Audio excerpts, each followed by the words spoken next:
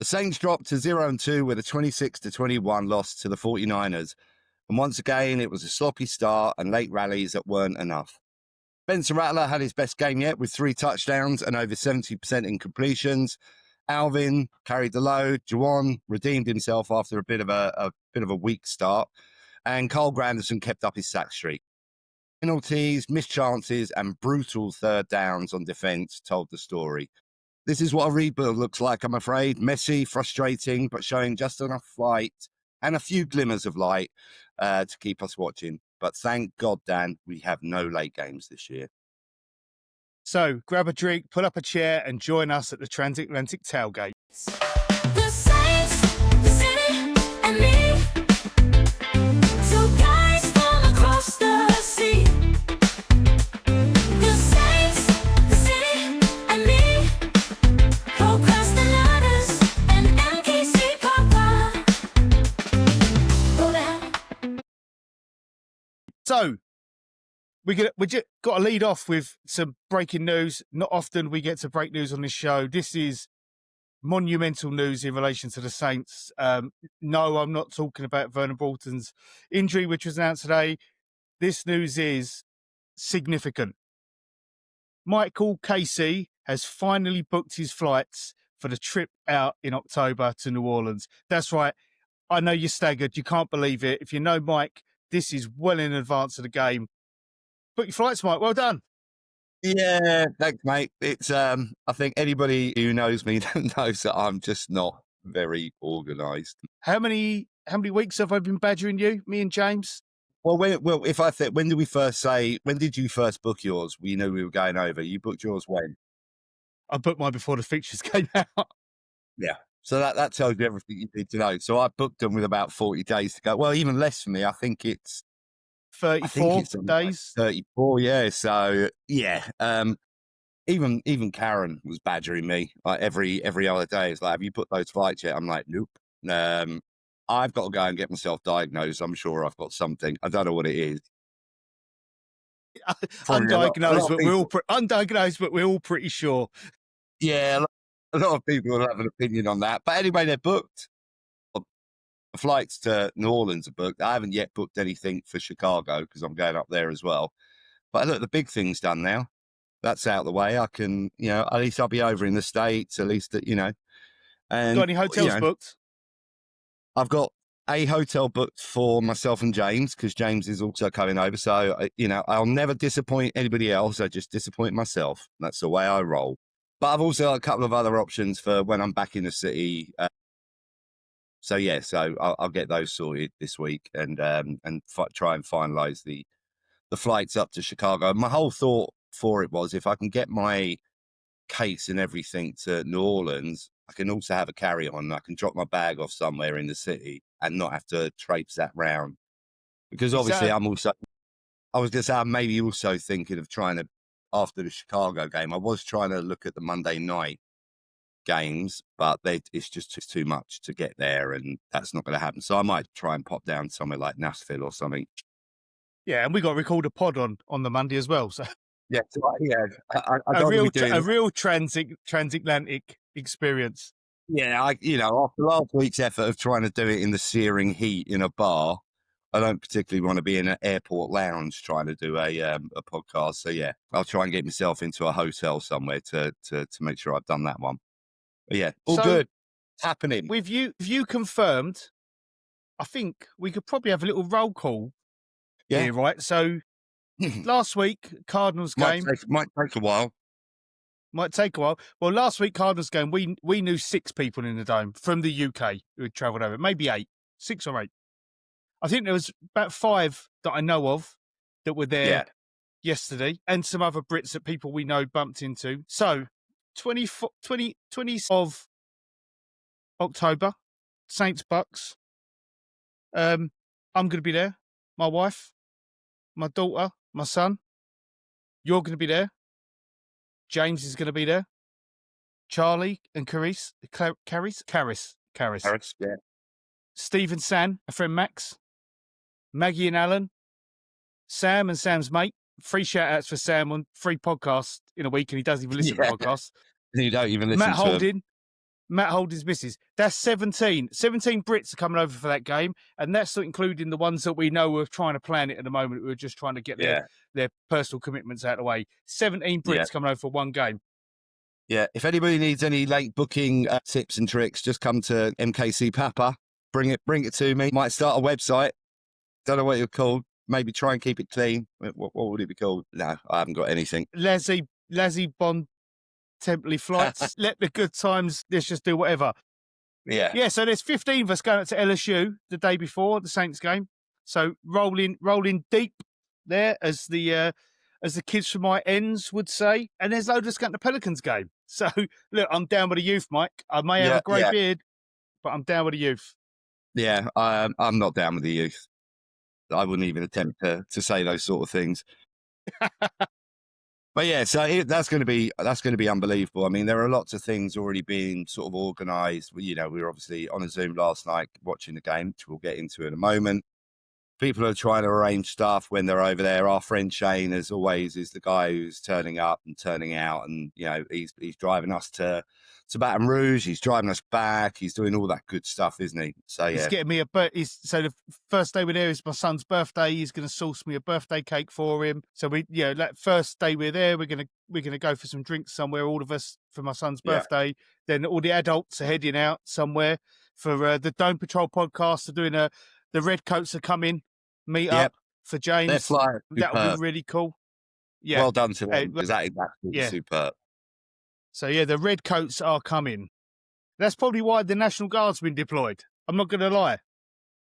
Yeah. Yeah, they're not really going to have much to sort of. They just, they pull out an AK and we'll just back down straight away. Oh, we got our own AK, and he's doing the heavy lifting. Nice segue. On that segue, let's roll in. What did you think, mate? All right. Firstly, on top of your moaning last week, I had significant internet issues while I was watching the game. The zone was buffering. So you was watching me on the Zoom, and I was like, this ain't working. In the end, I had it on my iPad on my TV because the lag was just in and out all the time. So the first half was a bit ropey for me, but I probably... It was a game. It felt like a game of two halves for me on offense. I felt like we started to look better on offense probably midway during the second quarter, and then looked better in the second half. Watching the game. Sorry, Dan. I thought the defense. Go on. I was going to say I think it was a complete mixed bag because. Yeah, I'm sort of with you, sort of with the offense, but obviously also what we've got to remember is that, you have the great catch by Shaheed in the first quarter. Then you had the red zone drop by Olave. And yet again, these are the sort of things that do slightly turn a game. There are lots of other reasons why this game ended the way it did. But that sort of tarnishes your sort of view of what happened in the first half. But they weren't plays that gained us anything, so therefore you're sort of right. It was a mixed bag. Yeah, it didn't feel like I didn't come away feeling overwhelmingly positive or very negative. I sort of came away, and I watched it again today while I was having my lunch, and I was like watching it again, and I was seeing plays. I was like, I didn't realize how bad we were on third downs until I watched the game again. And I think that's probably just caught up in watching it and stuff. I didn't realize that it just was inept on third downs. It's like, I don't know what's going on there. I sort of said it last week, didn't I? And the third down thing was really annoyed me, and that hasn't been cleaned up. And I've sort of got, I think, the stats here. It's like the 49ers went 8 of 15 on third downs, and we allowed 8 conversions of 3rd and 6 or over. I mean, you're not, as you're backing yourself into a corner. That allied with the with the penalties that we were giving away, which were different to the first game. A lot of them weren't pre-snap ones we were giving away. But you're not held. And yet again, this is almost feels like a tale as old as time, as far as if time only started about 3 or 4 years ago. Those mistakes, yet again, always seem to happen. And, I think we touched on it last week. They cleared up a little bit of the penalty stuff. And actually in the second half, I think they were far better. And I think the 49ers had quite a few penalties. but you're not helping yourself. You're not going to win games with all the other stuff that you've got going on. You are not going to win games if you can't get some of the basics sort of. Yeah, I mean, we cleaned up the penalties. I think you just said that, didn't you? We cleaned up the penalties and looked better. So seven penalties, I think it was. Yeah. Which is a lot better. Couple of my points. This might just be me seeing this, and it might not be the fact, but I felt like watching the replay, the 49ers felt quite confident targeting Isaac Yadam. I felt when I was watching the replays, again, watching it back, I didn't feel like they went to Kool-Aid's side of the field as much as Yadam's side. And even when Taylor was over that side with Yadam, they were still quite comfortable throwing it that way. Whereas Kool-Aid, and I was watching out for it a bit because obviously I said Kool-Aid didn't have a great game last week. And I was like, well, let's see. But it didn't feel like they was targeting him particularly, his No. side of the field. There's more going for Yadam. And obviously, I don't think Yadam had a particularly good game to the point where I sort of feel like, why are we wasting reps on Yadam? We know who he is, when we could maybe put Quincy Riley in there and say, go on, take your lumps Yeah. and see how you get on. Because we're essentially, for all intents and purposes, Mike, we're basically saying we've given up a 4th round pick if we keep playing Yadam, because that's going to be the comp pick that we're going to miss out Yeah. on. So is he worth a 4th round pick? I don't think he is. It comes with a cost. It really does come with a cost. But then also, I just think you're at this point. I think, that obviously inside the building wouldn't say it, because yet again, if you're looking at both games upon reflection, we could have won both games. And the same things. Absolutely. The same things that we're talking about now, which is the self-inflicted wounds, to a point happened in this game. There were a couple of other things in this game which weren't necessarily self-inflicted wounds. You look at the fumble that was given against AK, and it was like, what the hell is that? I mean, genuinely. Do you know what I mean? It's like, I saw exactly the same play 2 weeks ago in the Texas game. yeah. And, it's just crap. Yeah, but then they get the ball back and they go down and they score their points. So, yet again, it's like there were self-inflicted wounds. There were things where you were looking at it thinking, really, I don't see that at all. But, you got to look at the game from a holistic point of view. There are things to be... let's get to the big thing, I think, where, I'll say is like Rattler showed, I think, a lot of progress. Obviously, his best game, the Saints show. Rattler was really good. Yeah, obviously, again, when you're saying about the first half, we were a bit disappointed in offense. As I'm saying, there were a couple of opportunities that weren't necessarily his Rattler's fault, that went by the by. But, he had a great completion percentage, 3 touchdowns. We looked a little bit more efficient in the red zone. His scrambling, I mean, that angry run that he did was absolutely superb. I mean, nobody with their couple of angry runs. Yeah, but that one where he powered through about 3 or 4 of their defenders was absolutely brilliant. And yet again, I think that G'd everyone up. It was almost like, come on, look, the QB's at it, So, yeah, I think there are reasons. I actually got that word for word in my notes. Like, Rattler scrambled well, and in capitals, angry runs. It's in my notes. Yeah. We haven't talked about our notes. There are a couple of bits where I think coaching comes in. I think Rattler and AK on that play with the handoff, where it was AK turned around, did the ball, and I don't know if that was just a confusion on the play call. I thought there was a couple of iffy. In addition to the AK fumble, I thought there was a penalty on Kool-Aid for illegal hands to the face, which you know what? He's lucky if he kissed him. I've had more aggressive kisses than that. That's only with me, bud. That's only with me. That's just with you. Just with you on holiday. What else did I thought the defense did well. They almost got right. So I felt for Rattler at the end, right? Because I felt the defense got us a big stop at the end of the game, which gave us an opportunity of about 2 minutes, 20 seconds left on the clock or something like that. We did a play, ran it down to the 2-minute warning, started to get moving again, and the I don't know what's going on with the turf at the Superdome yesterday. The players slipping all over the place. Olave had a catch that he probably would have got a first down on, where his feet went under him. Rattler tried to get out and get that ball out on that last play.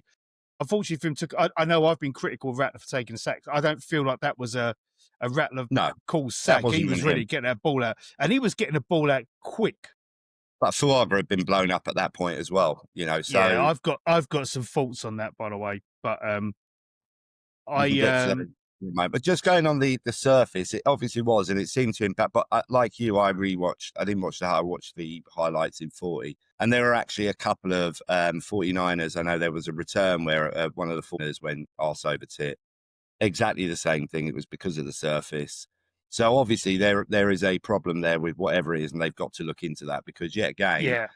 seemed to cost us more than it cost them. And that's not trying to look for excuses. Unfortunately, we're in a couple of really big moments for us, whereas the one that I saw with the return for the 49ers is not a big moment. Yeah. I was listening to NOF pod this morning, and Nick said something about they've had quite a few games in the Superdome this week, high school games and stuff. And there's a suspicion that, they put that rubber stuff in, like Astro over Power League. Yeah, the pellets, and it's a suspicion that maybe there was a runoff from the rubber, so I don't know if there weren't enough rubber on there, or if they overcompensated and put too much rubber in, and it just because it was spraying up when the larvae went down. You But really saw the it. thing about it is that, again, if there wasn't enough of them, if that was the case, then anybody who's a parent whose kids have played football on those pitches, especially over here in the UK, when they, you must have seen the memes when, I used to when they're play. coming back from I used to play five-a-side football. We empty your Yeah. shoe out. It was unreal. So yet again, it's like probably all those kids in Louisiana, all their parents are probably fuming at the Saints because their house is scattered with pellets. Pellets everywhere. Who knows what it is? But yeah, it yet again doesn't help. Yeah. I thought some other good plays from the game. I thought Rump's false fumble he didn't Yeah. give up. He was determined to get to Mac Jones. I thought that was impressive from him. Obviously, Kamara recovered the ball. Can we just have a moment of appreciation for how good Kevin Banks Jr. is? Yeah, he looks like a what a player, pick. doesn't he? 2 games, he's given up 2 pressures, 0 QB hits, 0 sacks, number 1 rated in the league out of tackles. I just think and the fact that when they took that cheap shot on Rattler and put him into the He was fighting. bleachers, Banks was straight over. He said, "I'll have it. Let's go." He was like throwing his arms down. He wanted to go, and I think Ruiz, not Ruiz. We'll get to Ruiz. And McCoy was straight over there as well. So that's what you want to see. Like I would argue, your primary protectors on your offensive line are your left tackle and your centre for your quarterback. They're his best mates in the game. And those two were straight in there, ready to throw down with them. So that was Banks. He looks a steal. He looks a steal. They were over there as quick as somebody from the Unite the Nation march was at a stall getting a biryani roll. That's how quick. They were over there fighting for their man. That was good to see. Well, a great play that I really like. It's not a great play. I just loved it. Was when Juwan leaped over the defender and gave him a face full of plums. I thought that was cracking. Well, I'm surprised he didn't have to go to blue tent for helmet to his nuts. Helmet to helmet. But also, Just a legal play. Helmet to helmet. Well, there are some parts of the world where that's not. The other thing, again, you touched on it in the opening, which was Juwan sort of came back into the game, and what a great catch for the first touchdown. Absolutely fantastic effort.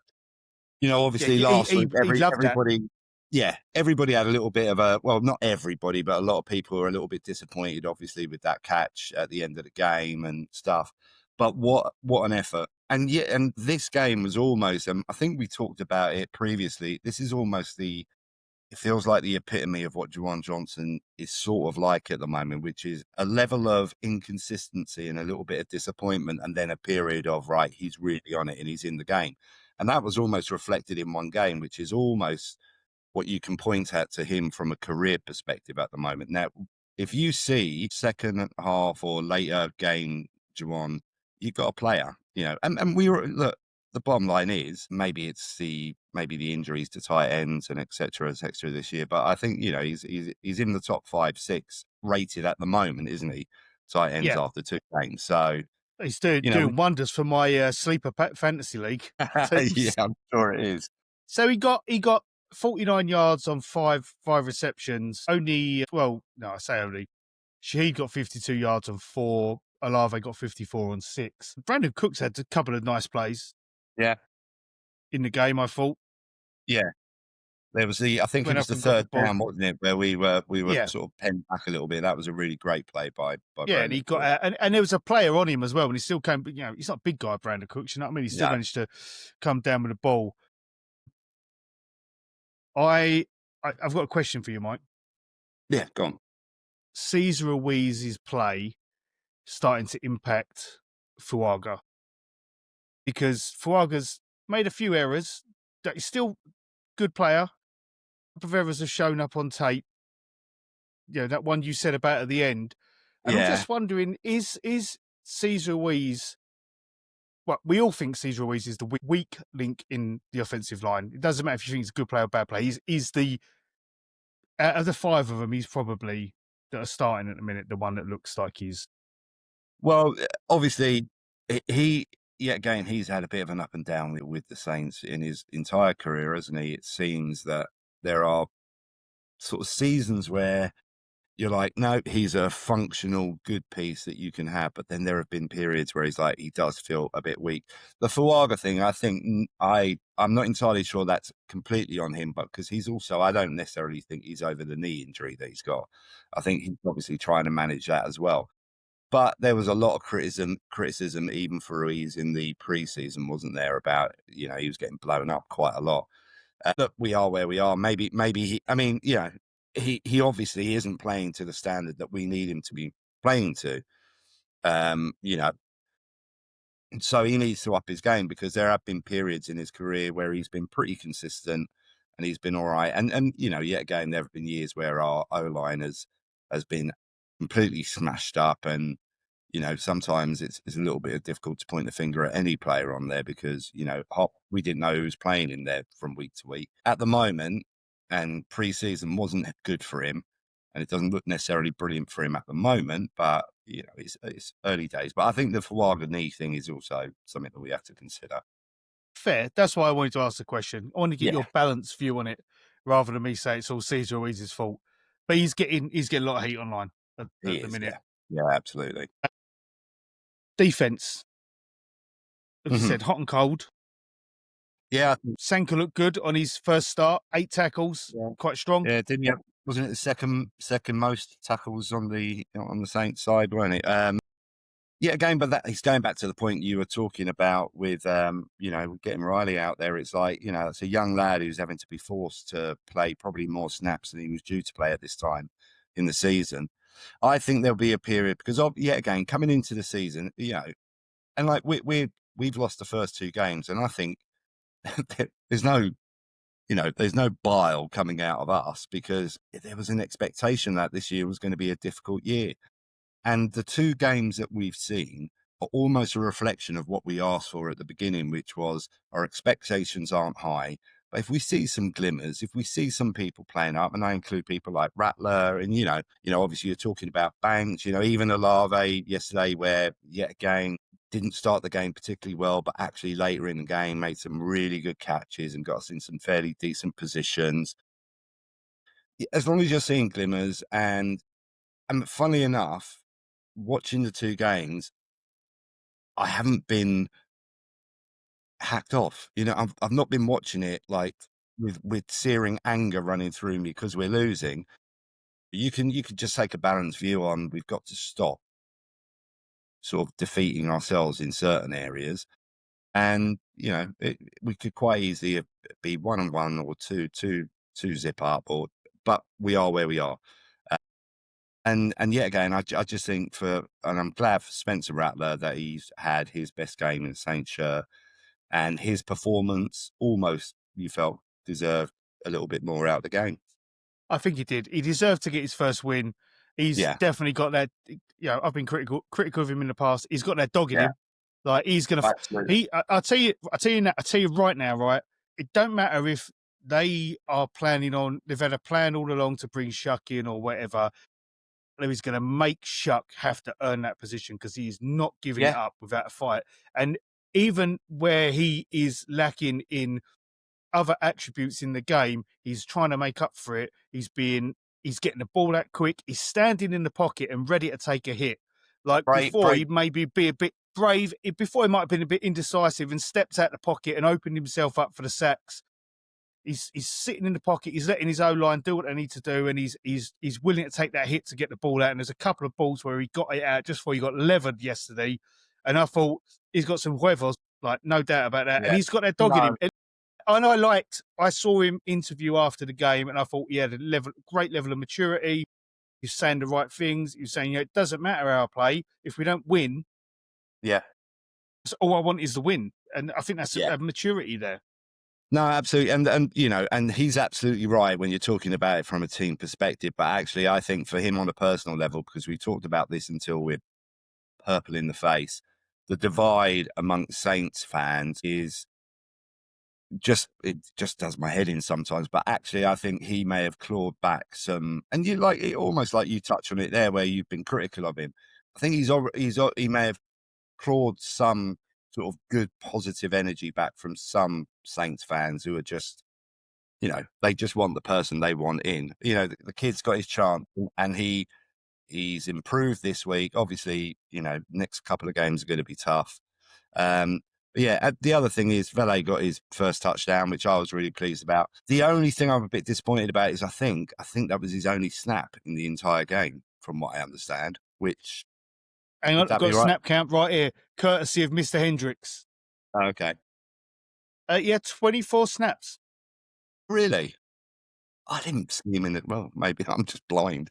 I mean, Jack Stoll had 18. I didn't even really notice him.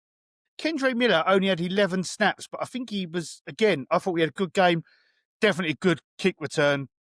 Yeah. Player, it's Kendre. funny with Kendre because, again, and AK was, I thought, outstanding yesterday. I think, again, put as Rattler sort of did to a point, I think AK put the team on his back, and he made some absolutely fantastic plays. But there is this thing where I think you probably need to see Kendre Miller a little bit more. Yeah. He's not getting enough opportunity to really show if he's got something going on, which when he's on, sometimes it does look like it. Yeah. He only got 8 yards rushing yesterday. But I felt like, again, I think he plays physical. And there's a couple of times when he was running and he's like, I'm just going to run through him. Yeah. But I'm not going to jink and junk. I'm just going to smash this geezer. And if he still stands up, good for him. Yeah, but I just think we need to see a little bit more of him. And there are times, actually, where you need to, I think, obviously, I'm sure AK is in wonderful, wonderful shape. But, he plays in a position that's a hard position. And he's an older running back. And I think sometimes maybe you just need to take a little bit of the workload off him and move elsewhere. I feel like you're seeing a really... Yeah, I feel like you're seeing a really mature Alvin at the moment. And I don't mean that just from what he says and conducts himself. Just on the field, he's doing like the kind of work. It's like clock in, clock out, business as usual. I'm just going to do my job and make sure I do it properly. There's no, I just think he just looks like a seasoned leader within his team, which is obviously what he is. But he does, he leads by example, right? Not so much an explosive pace, but he's still got it, Mike, right? Get a couple of blockers in front of him and he'll dance his way through. He's like he's doing a bloody samba. Like forget Victor Cruz dancing when he scored a touchdown. Alvin Kamara dances through defenses and he'll be doing it until the day he hangs up his cleats. Yeah. Yeah, absolutely. I mean, again, I think, it was a strong effort, and I think you could see that there's a buy-in from all the guys on the team, and and I think everybody has touched on it. The culture just seems a bit healthier. Do you know what I mean? And I think that Banks and McCoy situation when they went into battle for their QB, sort of also, I don't know who said it. Nick said it that, it was nice to see that because, it was only last year that one of the O-line was fighting with his own QB. So, yeah. Who dropped a tidbit over the weekend that he might not be done yet. Of course you weren't done. Yeah, I know. Hey, look, of course we all knew. We all knew, Derek. He's out of our building. Let him crack on and do what he needs to do. It's he can go back to the Raiders if he wants. Mike, what is going on with kickers in this Superdome? No idea. There's since halfway through the last Rizzy season, curse, isn't it? Rizzy sprinkled a little curse in the dome, I Yeah. think, because kickers, and it seems to have impacted our own kicker because he can't even do a kick. That was No, I a mean, kick off and we were start the watching second it. half. I mean, obviously, I think we were saying we were going to do a guess that play bit in the episode, weren't we? Where with our Zoom, Yeah. I think that might have been it because everybody was just like, "What? Really?" I was like, did he miss the landing zone? And he was like, yep. Really? When does he But- start? 40 yards. Shit. But also, it seems league wide, doesn't it? It's like when you watch Yes. it, see, yeah, don't particularly want. Young Koo. Yeah, They benched him. Basically, they ditched him this week. But you've seen it all around the Jake league. Moody. I've got no idea. They could just do what they do in soccer over here. Just say, pretend there's a new ball. Oh, it's the new ball. Yeah, there isn't. Goes all But we're over the gonna- place. Goes there all is a over new us. ball. Yeah. There's no excuse for kicking it bad off the tee, though. That's just No. That was a shocker. But yeah, again, early days. There are probably, it seems league wide that there are problems. I'm sure at some point it will be addressed because it will have to be addressed if it carries on. Because again, I'm not blaming Groupie at all, but again, that miss puts us in a position where we wouldn't have had to have pushed as much on that final drive because you could have got yourself within touching distance. So. Yeah, but hey, look, it happens to every team. At the beginning of his career, he did cost us a couple of games, didn't he? But he's, yet again, he's in the top 10% of kickers, and so it's like it is what it is. It's like it's unfortunate, but maybe it's just it's par for course now with kickers. well, Dunno. as I said, it appears to be. But anyway, I think we Yeah. can leave kickers alone. Well, Move kickers on. are people too, and so are punters. Just big shout out to All right, I'm going to get that on a t-shirt. kickers are people too, and so are punters. Thomas Morstead back in the dome. Yeah. We did enough to make him have to punt a few times, so the fans got to see him. Love that he went over and see Max and Alex in the side with their welcome nice home touch. sign. I think it's a nice touch for Thomas to get to come back and play a game in the dome because he hadn't actually played in the dome since he left. I think it's good for him. He still lives in the city. His kids were born there. I think he'll probably live there once he hangs up his boots. But no, absolutely. yeah, and there was never a question in doubt that he would get the reception that he got, and that was wonderful to see. Even though he's been on quite a wiggly journey since he left us. He's been at a number of teams, but obviously he's still got the ability to picking him up. Yeah, well, he's doing like the OG fan rivalry tour, right? He's played for the Falcons. He's now at the 49ers. If he wants a stint at the Cowboys, he's done them all. Some interesting news that happened just before the game, Mike, was Saints trading for Jalen Polk from the Patriots. That was interesting.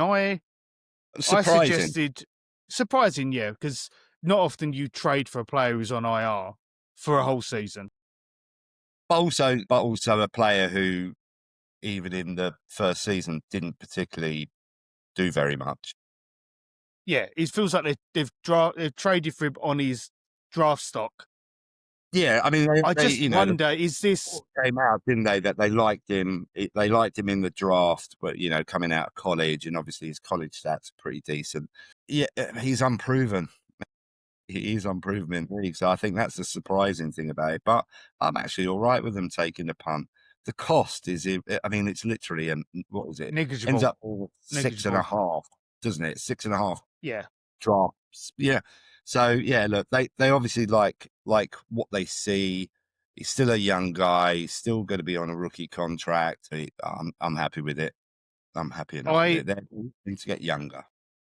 I suggested and got shot down quite quickly that this might be a future move in preparation for either Olave going or Shaheed not signing a new contract.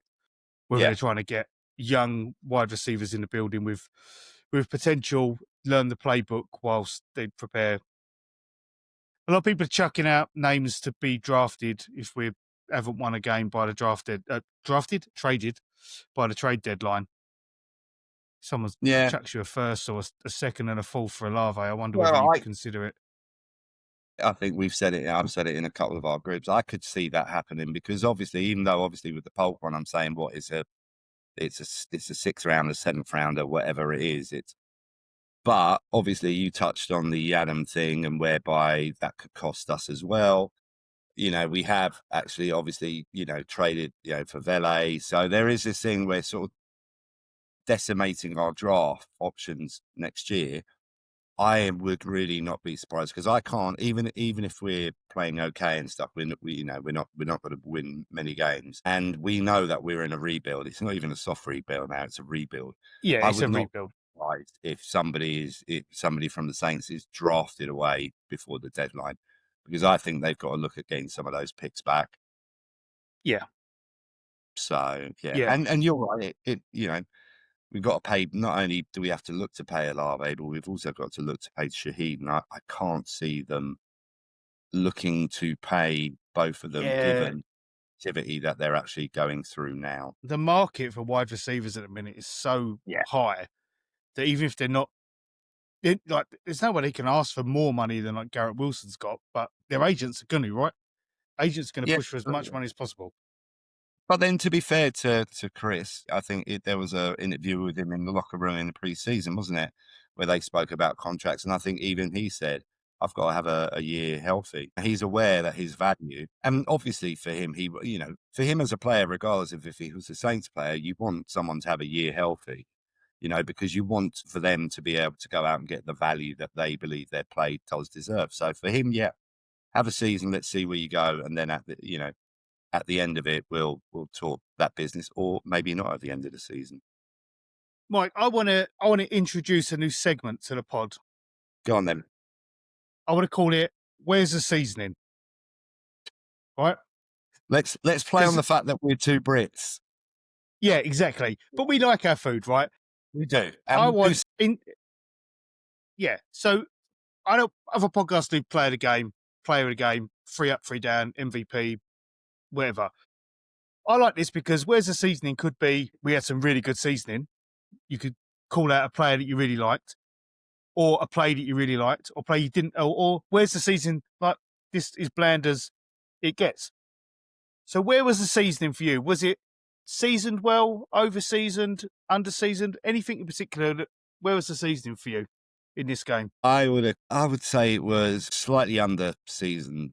I'd say it was like a pork chop that you get in a pub in a country village somewhere. Nice enough, but they don't know what seasoning actually is. Yeah, I think slightly under seasoned, because I think that comes from the missed opportunities that we had and the fact that we're not allowing ourselves to start the game at a pace.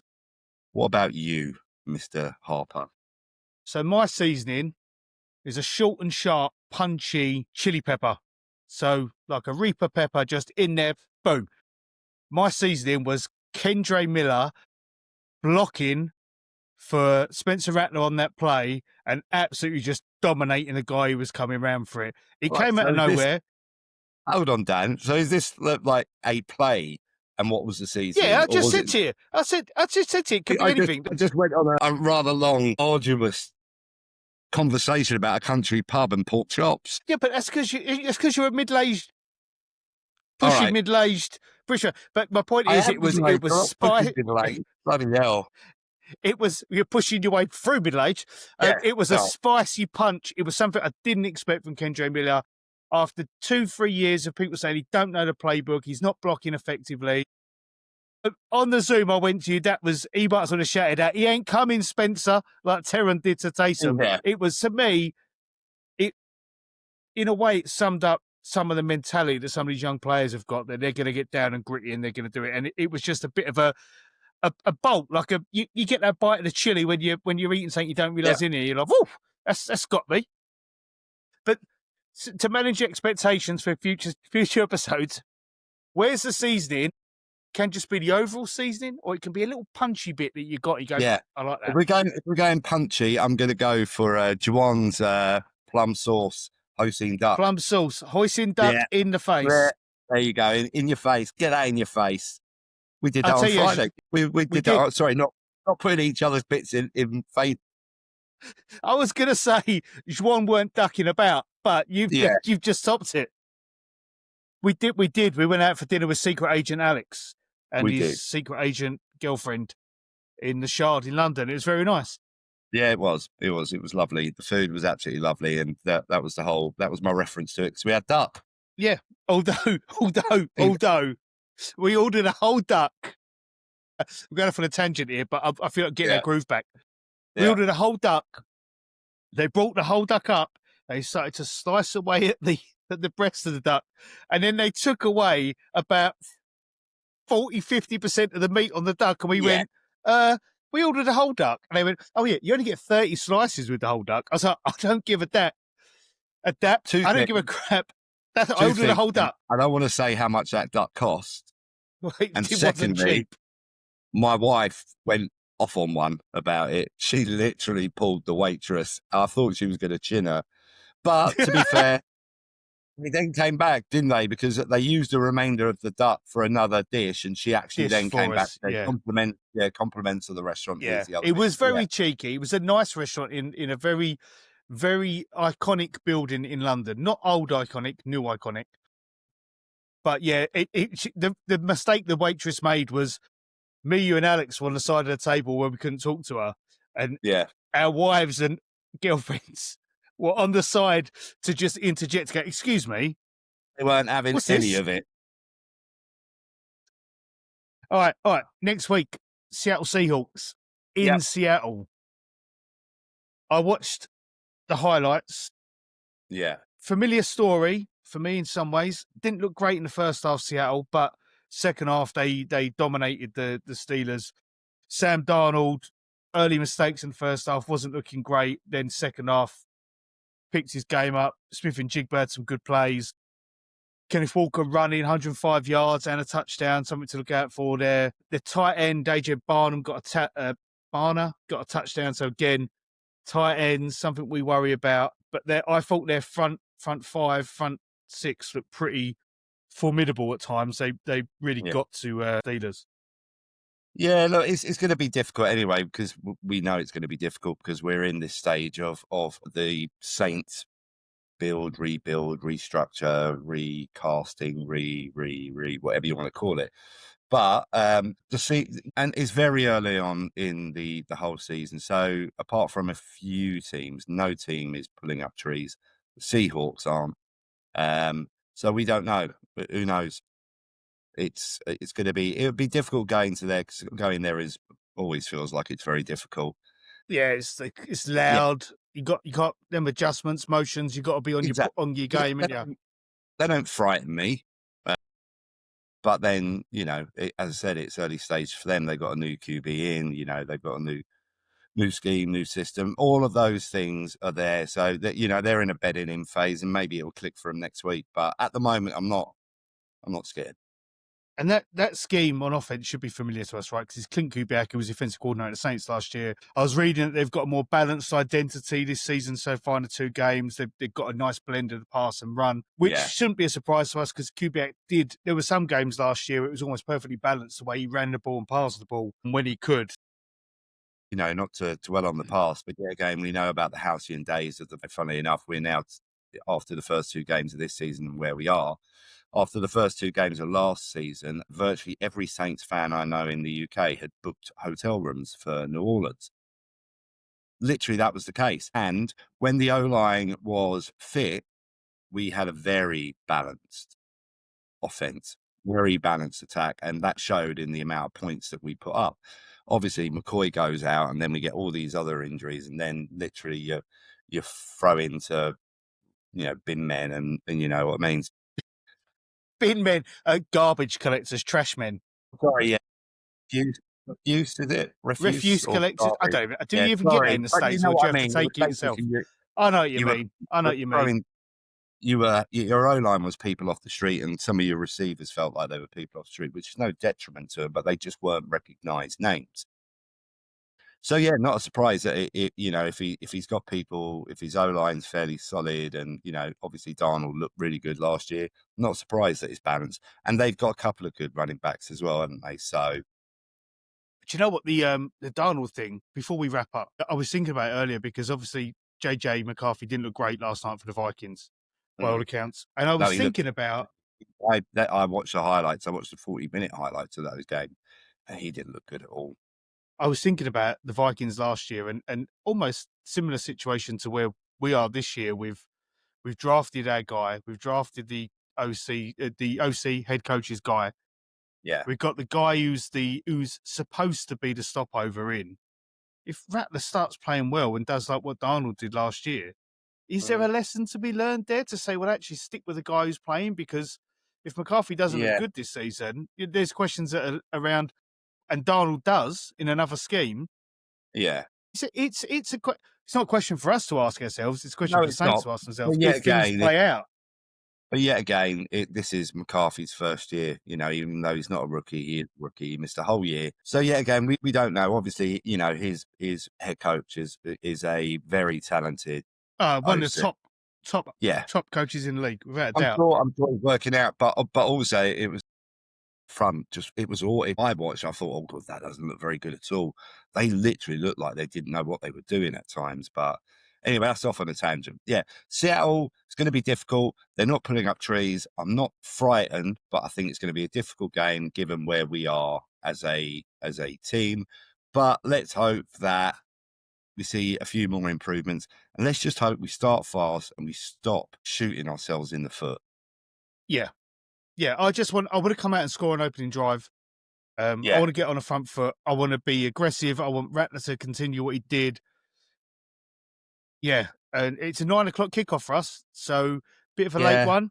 Some drinky poos. Yeah, we'll still be there. Yeah, we'll be there. I like those 9:00 games on a Sunday to watch when you're watching it with people and people are having a couple of sherbets. Yes. Yeah. I went for a few yesterday, but clearing the bar out this morning, I was like, woof. That's why I stay on the Bud Lights, 3.5%. Keeps you going all night. Yeah. Anyway, I think on that note, I think we've covered everything off, mate. We have. So let's see what the week has in store. Hopefully, no more injuries. And we can get our first win of the season against the Seahawks. Yeah. I don't but like let's just hope it. And yeah, again, let's just hope it. Yeah, let's hope it's as, like the first two games where didn't get the win, but you're not absolutely distraught and you see things that you can hopefully clutch onto for next year. Foundations are being built. That's my takeaway. Yeah. We're seeing it. We're seeing it for next year. All right. On that note, we'll wind our neck in. We'll wrap it up. We'll catch you next week. Who dat? Who dat, baby?